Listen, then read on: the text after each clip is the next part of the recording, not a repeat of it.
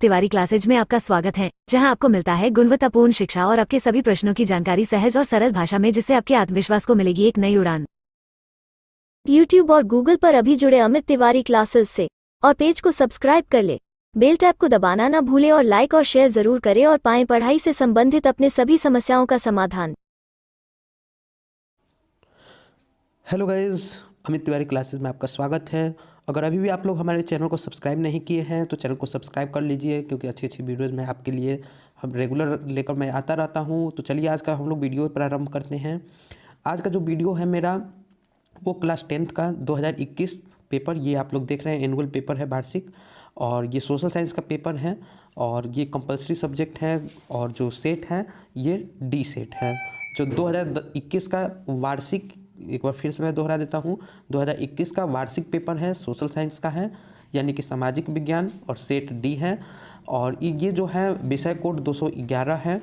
इसमें कुल प्रश्नों की संख्या आप देखिए 80 + 32 है, यानी कि MCQ के 80 प्रश्न आते हैं और 32 प्रश्न जो हैं वो रिटन होते हैं। जो 80 प्रश्न है इसमें से हमें करना केवल 40 प्रश्न ही होता है। चलिए मैं यहाँ पर लिखा हुआ दिखा देता हूँ। यहाँ पर है प्रश्न संख्या 1 से 80 तक, प्रत्येक प्रश्न के 4 विकल्प दिए गए हैं, जिनमें से एक सही है। अपने द्वारा चुने गए सही विकल्प को OMR शीट पर चिन्हित करें। केवल 40 प्रश्नों के ही उत्तर दें, केवल 40 प्रश्नों का उत्तर आपको देना है। तो चलिए अब हम लोग प्रारंभ करते हैं पहला क्वेश्चन से। इसका जानते हैं आंसर क्या होगा। इसी तरह से पूरा सेट आज हम लोग इसको देखते हैं। अगर आप, फिर से मैं अनुरोध करूंगा, अगर आप लोग हमारे चैनल को सब्सक्राइब नहीं किए हैं तो चैनल को सब्सक्राइब कर लीजिए। और चलिए अब हम लोग प्रारंभ करते हैं अपना क्वेश्चन। तो पहला क्वेश्चन है, बिहार में प्रायः कैसी मिट्टी पाई जाती है। तो इसका जो आंसर होगा वो होगा जलोढ़ मिट्टी। और मैं एक चीज़ और बोलूँगा, अगर जो आप देख रहे हैं इसमें जो मार्कर द्वारा जो आंसर दिया गया है उसे आप सही माने, क्योंकि ये जो पेपर है मैंने किसी से लिया है, कुछ प्रश्नों को उन्होंने गलत जवाब दिया है, इसलिए आप उसको नेग्लेक्ट करें और मार्कर वाले को सही आंसर माने। तो पहला जो प्रश्न है उसका ऑप्शन हो जाएगा सी। चलिए अब दूसरे प्रश्न पर आते हैं। कह रहा है आयुर्वेद के जनक किसे कहा जाता है। तो आयुर्वेद के जनक चरक को कहा जाता है, यानी कि दूसरे प्रश्न का ऑप्शन बी सही है। तीसरे प्रश्न में कह रहा है बिहार में कितने प्रतिशत वन हैं। तो बिहार में जो वन के प्रतिशत हैं ये 7.75 है, यानी कि अगर हम लोग अप्रोक्स देखें तो ये 7%, यानी कि ऑप्शन डी, थर्ड का ऑप्शन डी सही हो जाएगा। फोर्थ में कह रहा है निम्न में से कौन लौह युक्त खनिज का एक उदाहरण है। तो लौह का जो रूप है वो मैग्नेटाइट है, यानी कि फोर्थ का ऑप्शन नंबर ए जो है सही है। चलिए फिफ्थ प्रश्न में आते हैं। कह रहा है सबसे घटिया कोयला है। तो सबसे घटिया जो कोयला है वो है पीट, यानी कि ऑप्शन जो है डी सही है। छठवां क्वेश्चन में आते हैं। 6 प्रश्न कह रहा है निम्न में से कौन रोपड़ फसल नहीं है, रोपने वाली फसल नहीं है। वो ऑप्शन ए है रबड़, यानी कि प्रश्न 6 का ऑप्शन ए। 7 पे आते हैं। इसमें कह रहा है भारत में प्रमुख खाद्यान्न फसल कौन है। तो प्रमुख खाद्यान्न फसल ये धान है, यानी कि 7 नंबर प्रश्न का ऑप्शन डी, ऑप्शन जो डी है वो सही है। प्रश्न संख्या 8 पे आते हैं। कह रहा है भारत में कितना प्रतिशत कृषि क्षेत्र है। तो ये जो है 80% है, यानी कि प्रश्न संख्या 8 का ऑप्शन हो जाएगा सी। प्रश्न संख्या 9 में आते हैं। कह रहा है भारत में सबसे लंबा बांध है। तो भारत में सबसे लंबा बांध ऑप्शन बी, यानी कि हीराकुंड बांध। प्रश्न संख्या 10 में आते हैं। कह रहा है किस खनिज को उद्योगों की जननी कहा जाता है। तो ये लोहा, ऑप्शन सी, यानी कि प्रश्न संख्या 10 का ऑप्शन सी सही है। प्रश्न संख्या 11 में कह रहा है सर्वोत्तम कोयले का प्रकार कौन सा है। अभी जो पिछला एक क्वेश्चन देखे थे इसमें, उसमें पूछा था कि सबसे बेकार कोयला, और ये जो है सर्वोत्तम कोयला। तो सर्वोत्तम कोयला एंथ्रासाइट कहलाता है, यानी कि 11 नंबर प्रश्न का ऑप्शन ए सही है। 12वां प्रश्न कह रहा है गंडक परियोजना है। तो गंडक परियोजना वाल्मीकि नगर में है, प्रश्न संख्या 12 का ऑप्शन बी सही है। प्रश्न संख्या 13 पर आते हैं। कह रहा है निम्न राज्यों में से किसमें सर्वाधिक वन क्षेत्र है। तो इसका प्रश्न 13 नंबर प्रश्न का ऑप्शन ए, मध्य प्रदेश में सबसे ज़्यादा वन क्षेत्र है। क्वेश्चन नंबर 14 पर आते हैं। इसमें कह रहा है कहलगांव ताप की विद्युत परियोजना है। तो ये कहलगांव जो है ये भागलपुर में है, और 14 संख्या प्रश्न का आंसर जो है ऑप्शन ए। 15 संख्या प्रश्न पर आते हैं। इसमें कह रहा है सूखे के लिए उत्तरदायी कारक है। तो सूखे के लिए ये वर्षा की कमी, वर्षा कमी से सूखा होता है। तो 15 प्रश्न का ऑप्शन ए हो जाएगा सही। प्रश्न संख्या 16 पर आते हैं। इसमें कह रहा है बिहार में कौन बाढ़ प्रवण क्षेत्र है। तो ये उत्तर बिहार, उत्तरी बिहार में हमेशा बाढ़ आता रहता है, आप लोग सुने भी होंगे, कोसी नदी है। तो जिससे तबाही हमेशा आती रहती है। तो जो प्रश्न संख्या 16 है इसका ऑप्शन जो है डी सही है। प्रश्न संख्या 17 पाते हैं, कह रहे हैं एशिया और यूरोप के बीच कौन प्राचीन स्थल व्यापारिक मार्ग था। प्रश्न संख्या 17 का आंसर जो हो जाएगा ऑप्शन बी, रेशम मार्ग। रेशम मार्ग ऑप्शन बी। प्रश्न संख्या 18 पर आते हैं, चौरी चौरा कांड के बाद गांधी जी ने निम्नलिखित में से किस आंदोलन को बंद कर दिया। तो प्रश्न संख्या 18 का ऑप्शन जो है सी सही है। हम बोले हैं मार्कर वाले को हमेशा आप लोग सही मानते हुए चलें। एक बार इस बात को मैं फिर से रिपीट कर रहा हूँ, मैंने किसी और से ये पेपर लिया है, उन्होंने कुछ प्रश्नों पे गलत टिक मारा है, इसलिए पेन से मारा हुआ टिक उसे आप इग्नोर करें, और जो मार्कर वाला प्रश्न है जो मार्कर द्वारा किया गया है उसे आप सही माने। प्रश्न संख्या 18 का ऑप्शन जो है सी है। प्रश्न संख्या 19 पर आते हैं, कह रहे हैं अंतर्राष्ट्रीय मजदूर दिवस कब मनाया जाता है। तो अंतर्राष्ट्रीय मजदूर दिवस ये 1 मई को मनाया जाता है। चलिए अगले प्रश्न पर आते हैं। प्रश्न संख्या 20 पे आते हैं, इसमें कह रहे हैं वर्तमान में भारत में केंद्र शासित प्रदेश हैं। तो ये जो है फिलहाल जो है इस समय जब मैं वीडियो बना रहा हूँ तो प्रेजेंट में 8 हैं केंद्र शासित, इससे पहले 9 थे, ये जनवरी में चेंज हो गया है, जनवरी 2021 में। इसलिए इस समय जो फिलहाल अगर इन अपकमिंग एग्जाम में भी पूछा जाए तो आप 8 ही करें। और तो क्वेश्चन नंबर जो 20 है, प्रश्न संख्या 20 का ऑप्शन जो है सी 8 सही जवाब है। यह प्रश्न संख्या 21 पे आते हैं, सूचना का अधिकार संबंधी कानून कब पारित हुआ था। सूचना का अधिकार जिसे हम लोग RTI कहते हैं, राइट टू इन्फॉर्मेशन, और ये जो एक्ट 2005 में पारित हुआ था। और ये आप जानते ही होंगे, RTI सरकारी विभाग में किसी भी जानकारी के लिए जानने के लिए आप लोग कर सकते हैं। 10 रुपये शुल्क होता है करने के लिए, आप लोग ज़्यादा के लिए RTI की वेबसाइट पर जाकर देख सकते हैं। तो प्रश्न संख्या 21 का ऑप्शन जो है बी होगा। प्रश्न संख्या 22 में कह रहे हैं किसने कहा था लोकतंत्र जनता के द्वारा तथा जनता के लिए शासन है। तो प्रश्न संख्या 22 का ऑप्शन जो है बी, अब्राहम लिंकन सही होगा। प्रश्न संख्या 23 पर आते हैं, पंचायती राज संस्थानों का संवैधानिक दर्जा किस संविधान संशोधन से प्राप्त हुआ। तो वो 72वां संविधान संशोधन था, यानी कि प्रश्न संख्या 23 का जो ऑप्शन है वो ए है। प्रश्न संख्या 24 पर आते हैं, कह रहा है भारत में लोकतंत्र की सफलता में क्या बाधा है। तो लोकतंत्र में इनमें से सभी, यानी कि ऑप्शन डी होगा, अशिक्षा, गरीबी, बेरोजगारी, ये सब सभी बाधाएं हैं। तो प्रश्न संख्या 24 का ऑप्शन डी सही है। प्रश्न संख्या 25 पर आते हैं, इसमें कह रहा है 3 कठिया प्रणाली किन पर लागू थी। तो ये 25 का ऑप्शन ए सही है, किसानों पर लागू था। प्रश्न संख्या 26 पर आते हैं, जलियांवाला बाग हत्याकांड की जांच के लिए सरकार ने किस समिति का गठन किया था। तो ये हंटर समिति का गठन हुआ था, यानी कि प्रश्न संख्या 16 का ऑप्शन जो है ए जो है सही है। ठीक,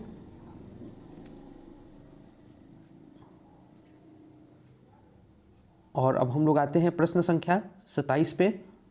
कह रहा है डॉक्टर राजेंद्र प्रसाद का जन्म स्थान कहाँ है। तो डॉक्टर राजेंद्र प्रसाद जो भारत के प्रथम जो थे राष्ट्रपति थे, तो ये जो है इनका जो ऑप्शन बी, बिहार से ये बिलोंग करते हैं। प्रश्न संख्या 27 का ऑप्शन जो है बी सही हो जाएगा। 28 में आते हैं, कह रहा है ककोलत जलप्रपात बिहार के किस जिले में है। ककोलत जलप्रपात ये नवादा जिले में है। प्रश्न संख्या 28 का ऑप्शन बी हो जाएगा। प्रश्न संख्या 19 में कह रहे हैं किस देश की सीमा बिहार से जुड़ी है। ये नेपाल की सीमा जुड़ी हुई है। प्रश्न संख्या 29 का ऑप्शन ए सही है। प्रश्न संख्या 30 में आते हैं, कह रहे हैं गठबंधन की सरकार बनाने के लिए किस प्रकार की दलीय व्यवस्था की जरूरत है। तो बहुदलीय व्यवस्था। और क्वेश्चन नंबर 30 का ऑप्शन सी सही है। प्रश्न संख्या 31 पे आते हैं, भारतीय जनता पार्टी के प्रथम अध्यक्ष कौन थे। भारतीय जनता पार्टी यानी कि बीजेपी के प्रथम अध्यक्ष अटल बिहारी वाजपेयी थे। प्रश्न संख्या 31 का ऑप्शन डी सही है। प्रश्न संख्या 32 पे आते हैं, भारत में राष्ट्रीय आपातकाल की घोषणा कब हुई थी। ये 1975 ईस्वी में हुई थी, यानी कि प्रश्न संख्या जो 32 है इसका ऑप्शन बी सही है। प्रश्न संख्या 33 पे आते हैं, कह रहा है भूकंप केंद्र के ऊर्ध्वाधर पृथ्वी पर स्थित केंद्र को कहते हैं। जो भूकंप केंद्र है वो अधिकेंद्र, यानी कि प्रश्न संख्या 33 का ऑप्शन बी सही है। प्रश्न संख्या 34 पे आते हैं, सुनामी संबंधित है। सुनामी समुद्र से संबंधित है, समुद्र में बड़ी वो ऊंची ऊंची लहरें चालू हो जाती हैं। तो क्वेश्चन नंबर 34 का प्रश्न सी सही है, ऑप्शन सी। क्वेश्चन नंबर 35 पे आते हैं। कह रहा है मलबे के नीचे दबे लोगों का पता लगाने के लिए किस यंत्र का उपयोग किया जाता है? तो इसे इंफ्रारेड कैमरा के थ्रू किया जाता है। प्रश्न संख्या 35 का ऑप्शन जो है सी सही है। प्रश्न संख्या 36 पे आते हैं। निम्नलिखित में कौन प्राकृतिक आपदा है?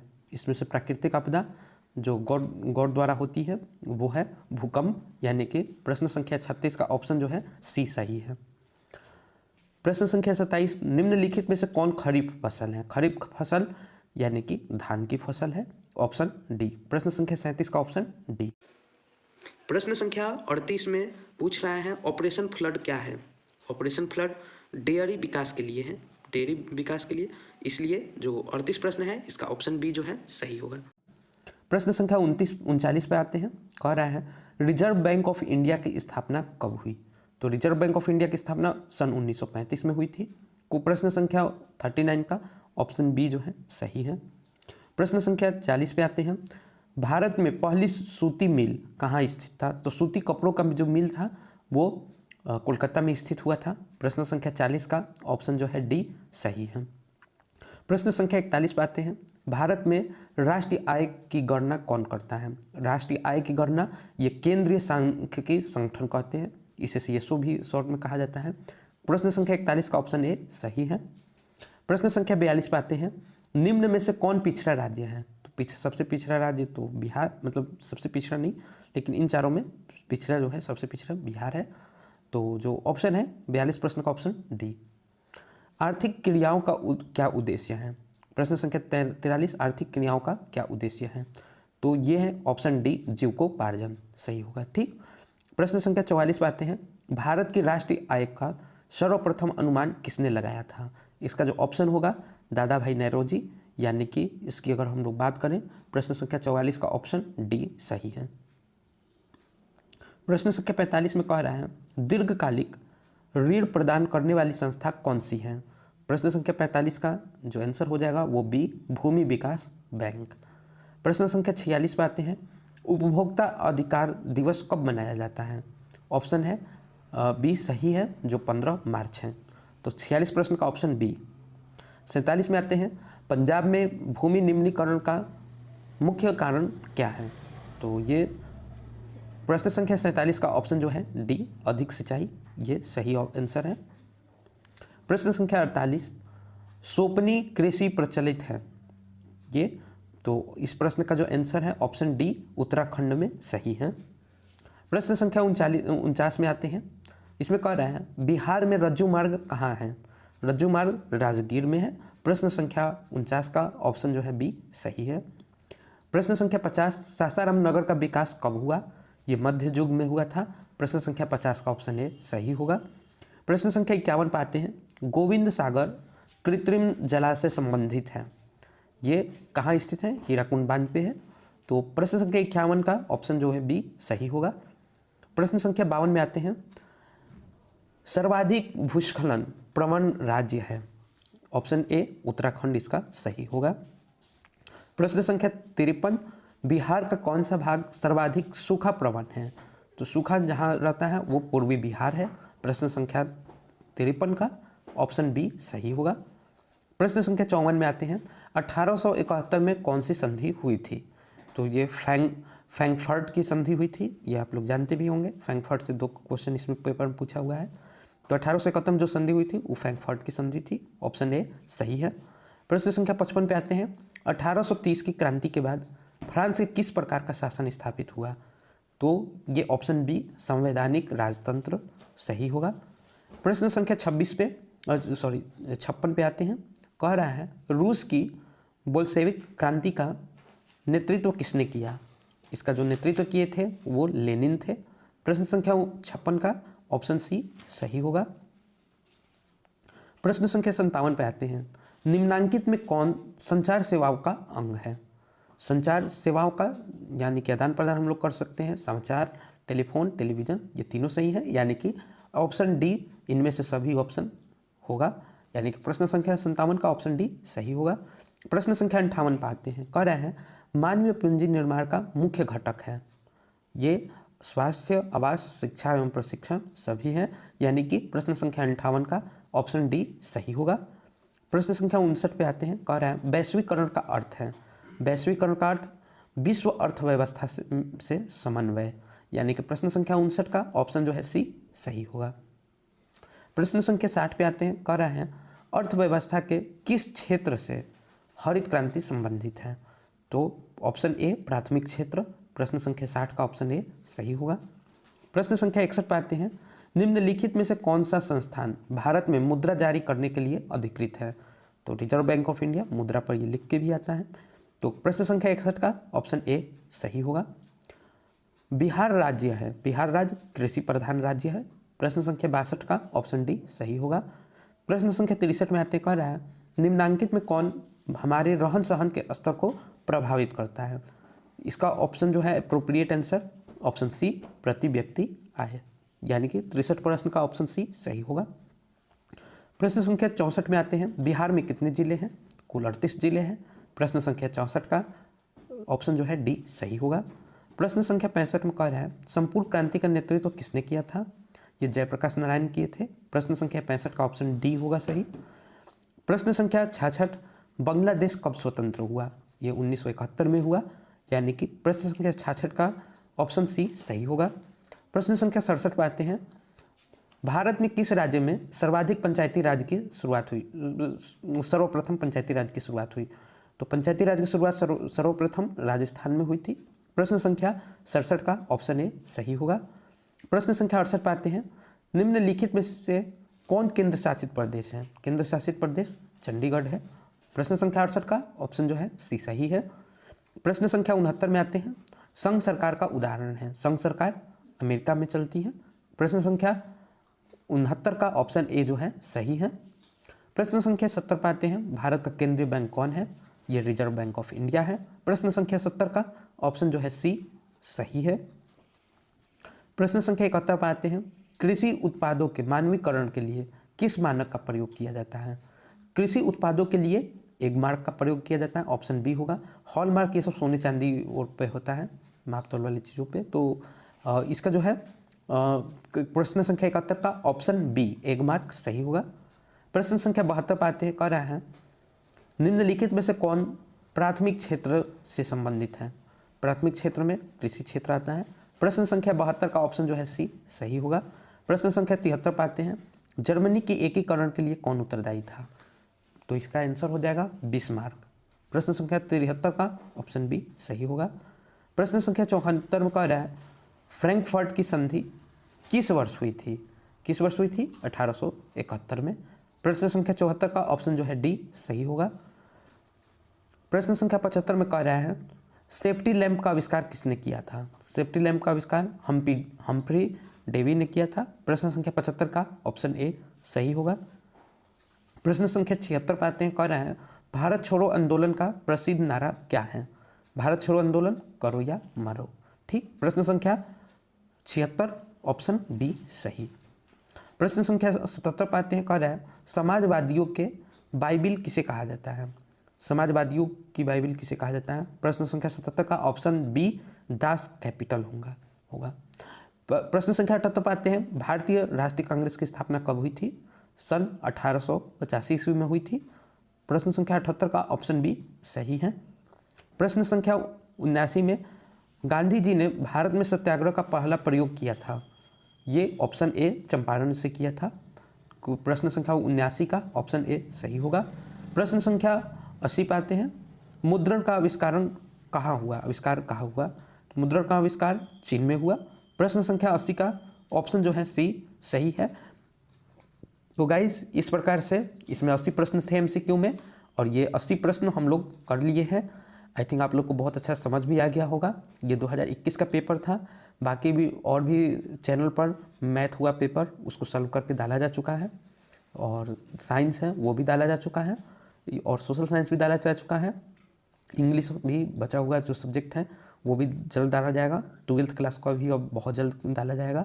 तो मैं यही कहूँगा, अभी तक अगर आप हमारे चैनल को सब्सक्राइब नहीं किए हैं तो चैनल को सब्सक्राइब कर लीजिए, और अपने दोस्तों में, परिचितों में, पढ़ने वाले लड़कों में इस चैनल को ज़रूर शेयर कीजिए, ताकि हम इसी तरह से आप लोग के लिए अच्छी अच्छी वीडियोज़ लेकर आते रहें। और स्टडी कंटेंट हमारे चैनल पर हमेशा आता रहेगा, बस आप लोग अपना सहयोग देते रहें। तो ठीक है गाइस, हमें ऐसी कामना है आगे भी आप लोग का प्यार इसी तरह से हमारे चैनल को मिलता रहेगा। तब तक के लिए धन्यवाद।